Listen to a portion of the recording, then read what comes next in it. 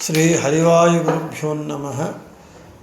శ్రీమదానందతీర్థభగవత్పాదాచార్యగురుభ్యో నమః. శ్రీ రాఘవేంద్రతీర్థగురుభ్యో నమః. శ్రీ విద్యాసాగరమాధవతీర్థగురుభ్యో నమః. హరి ఓం. ధృతరాష్ట్రౌ వాచ ధర్మక్షేత్రే కురుక్షేత్రే సమవేత యుయుత్సవః మామకాః పాండవాశ్చైవ కిమకుర్వత సంజయ. శ్రీ భగవానువాచ అశోచ్యానన్వశోచస్త్వం ప్రజ్ఞావాదాంశ్చ భాషసే గతాసు నగతాసుంశ్చ నానుశోచంతి పండితాః. మన వెనుకటి ఉపన్యాసంలో భగవద్గీత యందు 4వ అధ్యాయంలో చివరగా మనము 38వ శ్లోకం చెప్పుకున్నాం. నహి జ్ఞానేన సదృశం పవిత్రమిహ విద్యతే తత్ స్వయం యోగ సంసిద్ధ కాలేనాత్మని విందతి. జ్ఞానమునకు సమానమైనటువంటి పవిత్ర వస్తువు ఈ జగత్తునందు లేదు. జ్ఞానమును జ్ఞాన సంపాదన ఉపాయమును సంపాదించుకోవడానికి సిద్ధపడినటువంటి వాడు చాలా కాలమైన తరువాత జ్ఞానాన్ని పొందుతాడు. జ్ఞానాన్ని పొందడము అంత సులభము కాదు. అతి ప్రయత్నము మీద భగవంతుని అనుగ్రహం వల్ల కలగాలి అని చెబుతూ ఈరోజు శ్రద్ధావంతుడై ఇంద్రియ నిగ్రహము ఉన్నవానికి మాత్రమే బ్రహ్మ సాక్షాత్కారము అని కృష్ణుడు 39వ శ్లోకంలో చెబుతున్నాడు. శ్రద్ధావాన్ లభతే జ్ఞానం మత్పరః సంయతేంద్రియః జ్ఞానం లబ్ధ్వా పరాం శాంతిమచిరేణాధిగచ్చతి. శ్రద్ధావంతుడై ఇంద్రియ నిగ్రహమును పొందినటువంటి వాడు ఉన్నటువంటి వాడు నాయందే అంటే కృష్ణుని యందే నిష్ట ఉన్నటువంటి మనస్సు కలిగినటువంటి వాడు అపరోక్ష జ్ఞానాన్ని పొందుతాడు. ఆ అపరోక్ష జ్ఞానము పొందిన తరువాత ఉత్తమమైనటువంటి మోక్షాన్ని వాడు పొందుతాడు. ప్రారబ్ధ కర్మ లేకుండా ఉంటే, ప్రారబ్ధ కర్మ ఉంటే ఆ ప్రారబ్ధ కర్మను అనుభవించిన తరువాత అతడు మోక్షమును పొందుతాడు అని చెబుతున్నాడు భగవంతుడు. ఇక రాఘవేంద్ర స్వాముల వారు శ్రద్ధావాన్ అంటే ఆస్తిక్య బుద్ధి కలిగినటువంటి వాడు, భగవంతుని అస్తిత్వాన్ని ఒప్పుకొని భగవంతుని యందు భక్తి కలిగినటువంటి వాడు శ్రద్ధావాన్ ఆస్తికుడు. మత్పరః నాయందే నిష్ట కలిగినటువంటి వాడు అంటే కృష్ణుని యందే అంటే భగవంతుని యందే మనస్సు కలిగినటువంటి వాడై భగవంతుని అస్తిత్వాన్ని, భగవంతుని సర్వోత్తమత్వాన్ని, భగవంతుని గొప్పదనాన్ని ఒప్పుకున్నటువంటి వాడు మత్పరః. సంయతేంద్రియః అంటే ఇంద్రియ నిగ్రహము కలిగినటువంటి వాడు.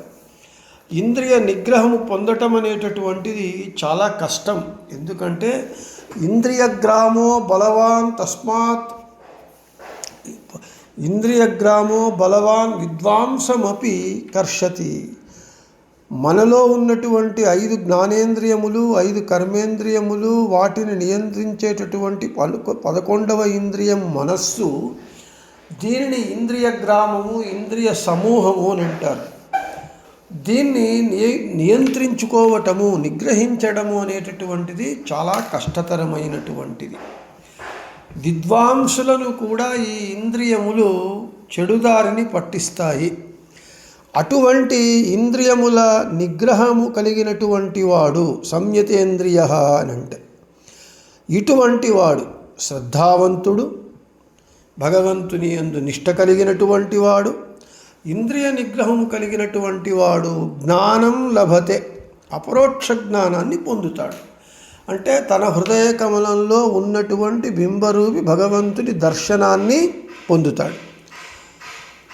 జ్ఞానం లబ్ధ్వా అంటే అటువంటి అపరోక్ష జ్ఞానము పొందిన తరువాత పరాం శాంతి మోక్షాన్ని అచిరేణ అధిగచ్చతి వెంటనే పొందుతాడు. మోక్షాన్ని. అయితే ప్రారబ్ధ కర్మ ఉన్న పక్షంలో వాడు మోక్షాన్ని పొందడు, ప్రారబ్ధ కర్మను అనుభవించిన తరువాత మోక్షాన్ని పొందుతాడు. ఎన్నోసార్లు మనం చెప్పుకున్నాం, మనకు సంచిత కర్మలు, ఆగామి కర్మలు, ప్రారబ్ధ కర్మలు అని ఉన్నాయి. సంచితము అంటే మనము సంపాదించుకున్నటువంటిది, మనం కర్మలు చేసి దానిని చేసినటువంటి కర్మలు సంచిత కర్మలు. ఆగామి కర్మలు భవిష్యత్తులో మనము చేయబోయేటటువంటి కర్మలు. ఇక ప్రారబ్ధ కర్మ అని అంటే పేరులోనే ఉన్నట్లుగా ప్రకృష్టంగా ఆరంభించబడినటువంటి కర్మ. అంటే ఒక కర్మ యొక్క ఫల అనుభవాన్ని ఆరంభించి ఉంటాము, అయితే అది పూర్తి అయ్యే లోపల మరణిస్తే ఆ మిగిలినటువంటి శేష కర్మ అనుభవించాలి తప్పకుండా. ఎందుకంటే అనుభవించడం ప్రారంభించి ఉన్నాం కాబట్టి. అనుభవించడానికి ఆరంభించబడినటువంటి కర్మ ప్రారబ్ధ కర్మ. అది మాత్రము అపరోక్ష జ్ఞానము కలిగిన వెంటనే సంచిత ఆగామి కర్మలు భస్మమైపోతాయి. అయితే ప్రారబ్ధ కర్మ నశించదు.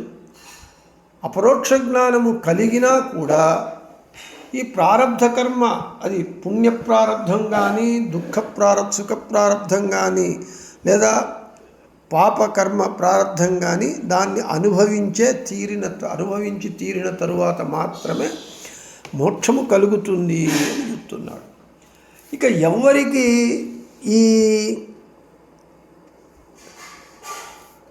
మోక్షాన్ని పొందుతాడు, ఎవడు పొందడు, ఇంతవరకు ఎవడు మోక్షాన్ని పొందుతాడు అని చెప్తూ ఇక ఏమి ఉంటే మోక్షాన్ని పొందడు, నరకానికి వెళతాడు అనేటటువంటి విషయాన్ని 40వ శ్లోకంలో చెప్తున్నాడు కృష్ణుడు. అగ్నశ్చ శ్రద్ధధానాశ్చ సంశయాత్మా వినశ్యతి నాయం లోకో అస్తి న పరో న సుఖం సంశయాత్మనః.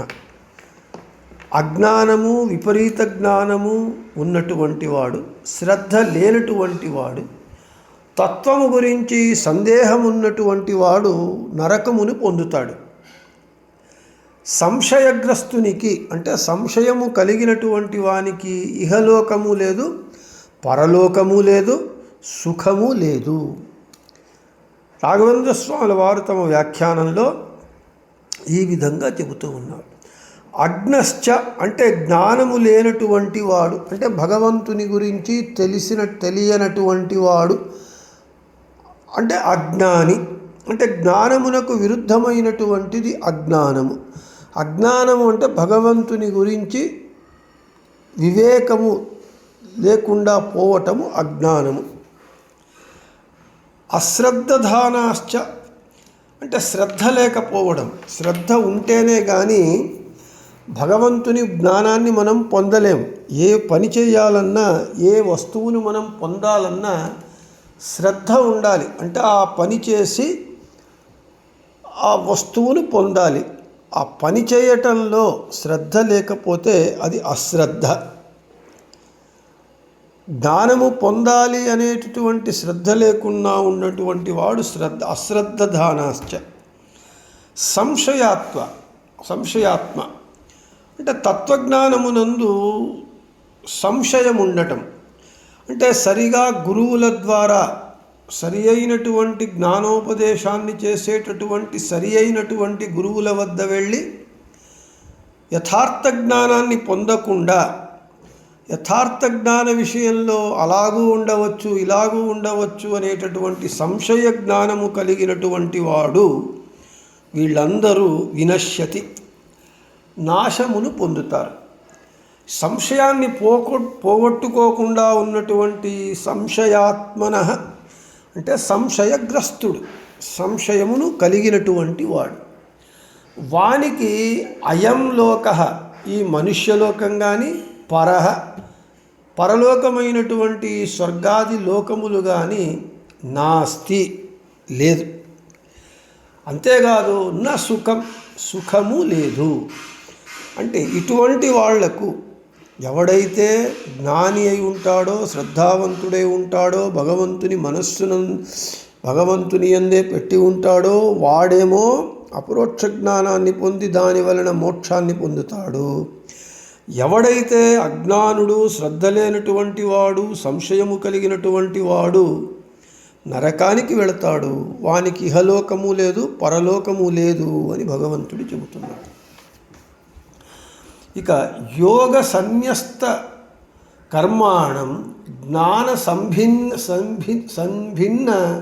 సంఛిన్న సంశయం ఆత్మవంతం న కర్మాణి నిబధ్నంతి ధనంజయ. హే ధనంజయ, అర్జున, భగవంతుని యందు నిష్ఠ చేత అన్ని కర్మలు సమర్పించేటటువంటి వాడు, తత్వజ్ఞానము చేత సంశయములను దూరము చేసుకున్నటువంటి వాడు, భగవంతుడి భక్తుడైనటువంటి జ్ఞాని కర్మలు బంధించవు.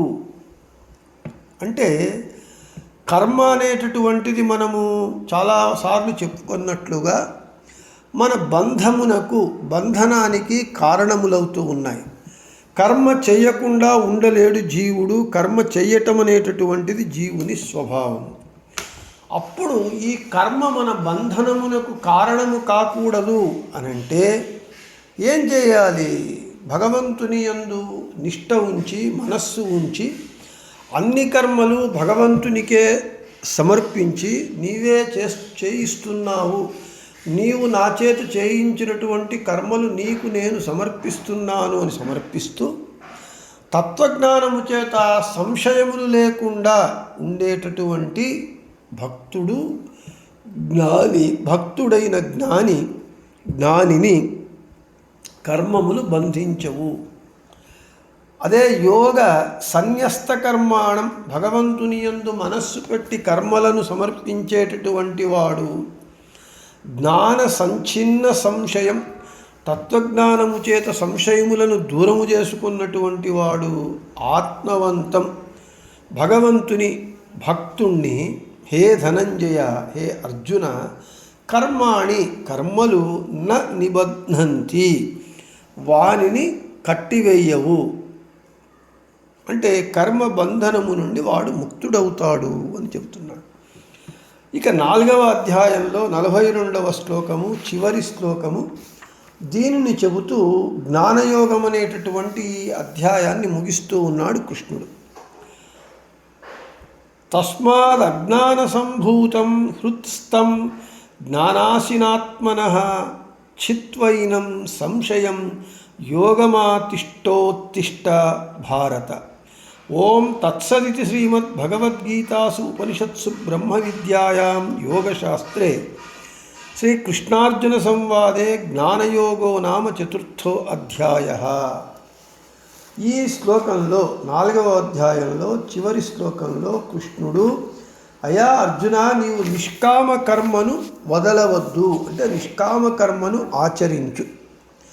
హే అర్జున, జ్ఞాన సాధనమైనటువంటి నిష్కామ కర్మను ఆచరిస్తే పురుషార్థము, దానిని ఆచరించకపోతే అనర్థము కలుగుతుంది. కాబట్టి కర్మానుష్ఠానము చేసేటప్పుడు తన హృదయమునందున్నటువంటి అజ్ఞానము చేత పుట్టినటువంటి సంశయమును జ్ఞానమనేటటువంటి ఖడ్గముతో కత్తరించి జ్ఞాన సాధనమైనటువంటి నిష్కామ కర్మను చెయ్యి. లే ఉత్తిష్ట, లే అర్జున అని చెబుతున్నాడు.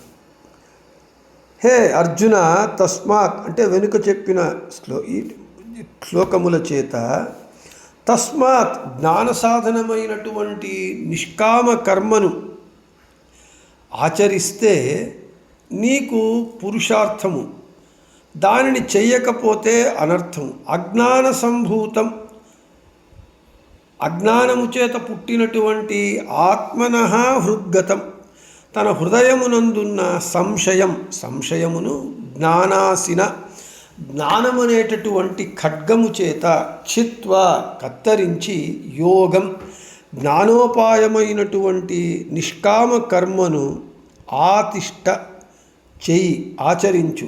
హే భారత, హే అర్జున, భరతకులమునందు జన్మించినటువంటి ఏ అర్జున, ఉత్తిష్ట, నిష్కామ కర్మ యందు నీవు ప్రవృత్తుడవు కమ్ము.